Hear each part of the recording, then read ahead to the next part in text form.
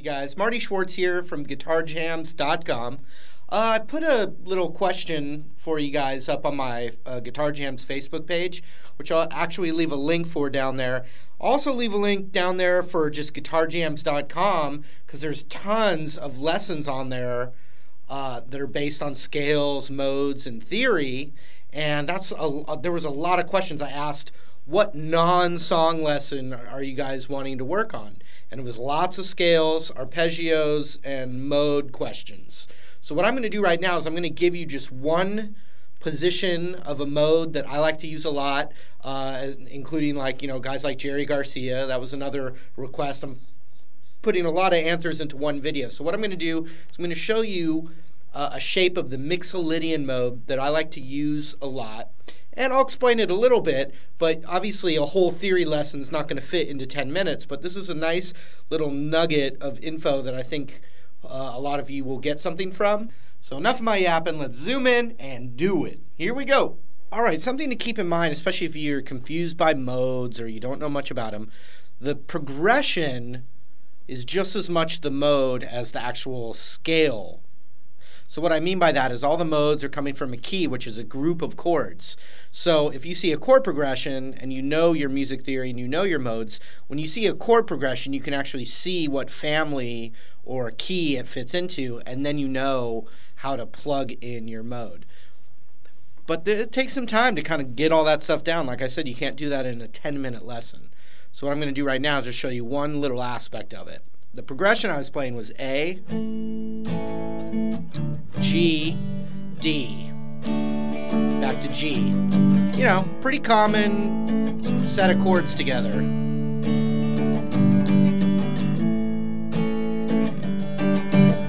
if you think of like a Grateful Dead kind of thing and you're listening to the feeling of this progression, it doesn't really sound, it sounds a little happier than something where I'd be playing the straight up A minor pentatonic scale. You can do it, but the atmosphere of that progression is a little happier sounding. So you could play the A major pentatonic instead. And the Mixolydian mode, like for instance the A Mixolydian mode is all these notes of the A major pentatonic just without its half steps. There's just a few sets of half steps to add, and then now you're adding the extra colors that make it A Mixolydian instead of just the A major pentatonic scale. There's a lot of ways to approach it. The one I'm going to show you right now, though, so just to reiterate if you're already confused, we have a progression. It's A major, G, D, G back to A, G and D. G, A, okay? And so I say, hey, go for it. You take a solo or start improvising. Here's one thing you can do. First, we want to just plug in our root. So I saw that it was an A chord. So the root I'm going to show you to plug in is going to be the 12th fret of the A string. So that's where the A starts over on the octave. So that's how I'm plugging in. I'm plugging in by knowing my root.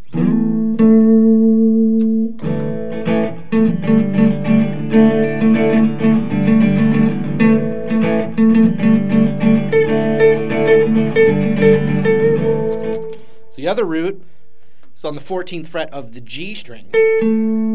So that's what I'm plugging in. But then here's the shape. And you might have learned this shape as a different name. You might have seen this shape as what would be called Dorian, like E Dorian. But don't worry about any of that. Just know right now this is great over an A major-y kind of progression that still has a little edge to it. In other words, it's not a super happy progression, but then it's also not a certainly not a minor sounding progression. So we're going to plug this shape in. 12 to 14 on the A string. Okay? Then, and I'm going to show you some fingerings, but then we're going to do 11, 12, 14 on the D string.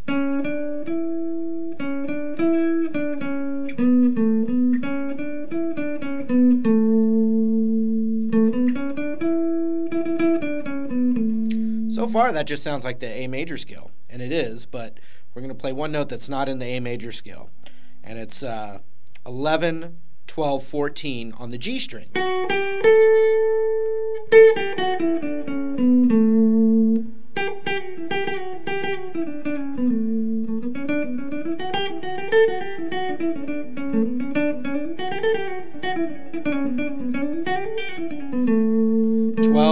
14, 11, 12, 14, 11, 12, 14. And now we do a finger change. We're going to get our index to the 12th fret of the B, and we're going to do 12, 14, 15, 12, 14, 15 on the high E. 15, 14, 12, 15, 14, 12, 14, 12, 11, 14, 12, 11,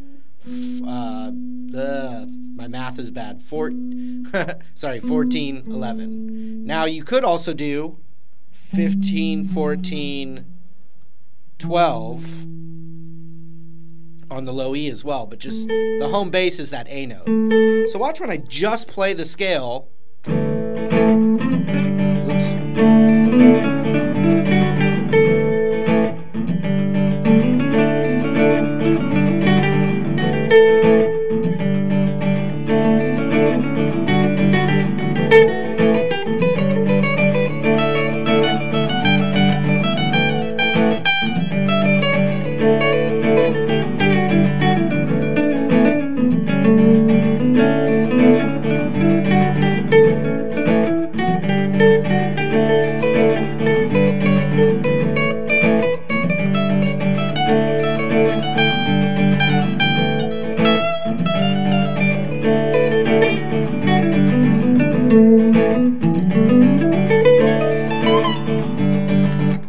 So I was doing, a lot of different stuff that I've practiced with that.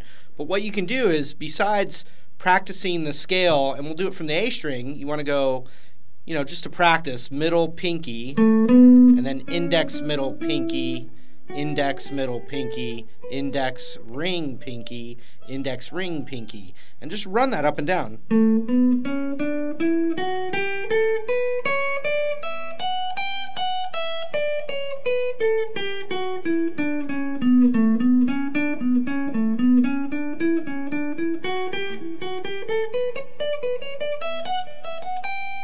And then I was just, combining little sequences. But one thing, once you're able to run that scale up and down a little bit, you can go up the scale and then backtrack to one of the notes behind and then go up from there. You don't even have to pick exactly how you're going to do it.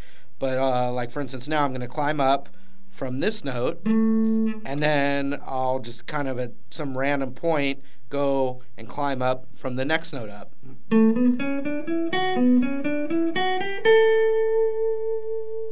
And no rhyme or reason, I can just start experimenting.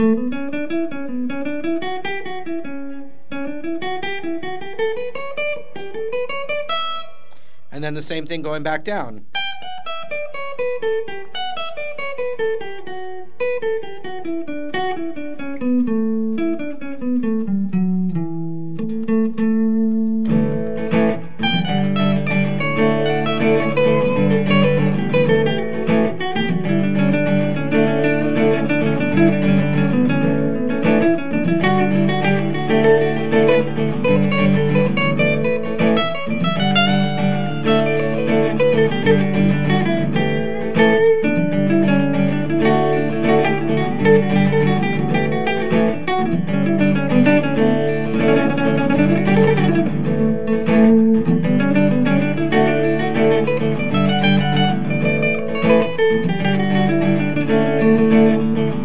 Another one I like, there's endless possibilities, but I also like knowing, once I know the scale, or once you know the scale pretty well, doing a little like note skipping. For instance, play that one, skip the next one, skip that one, and play the next one. And those are called thirds. And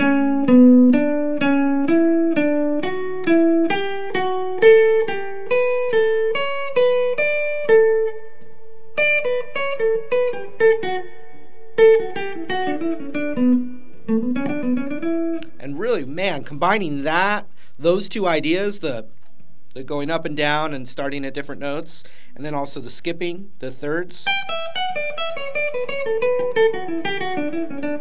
Just combining those two alone will give you a lot of really cool ideas.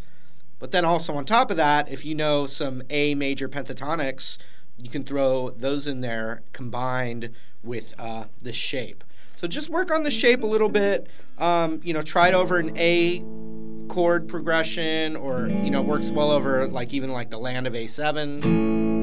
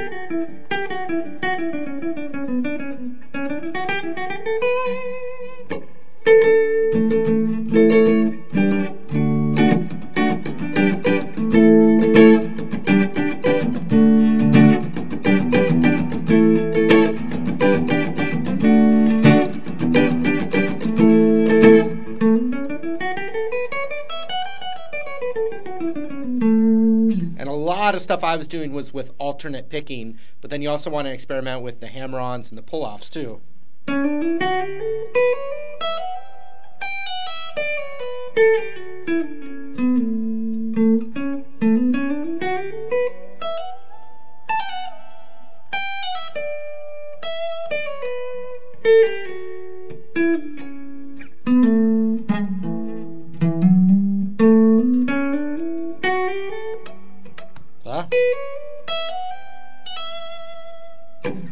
So just mess with that shape, and like I said, even if you don't know anything about the modes or theory, just know that that thing I showed you in this 10 minutes is going to work over a lot of really cool A progressions. Obviously you can plug it in with a different root, but in its most simplest terms, that shape I showed you will work over an A major kind of progression. All right? So good luck with that, and you can always dig deeper. All right, hope that was helpful. I've got the links down there for more if you want to dig deeper. And thanks for hanging out with me for a few, and hopefully we'll do it again sometime real soon. Take care. See you later.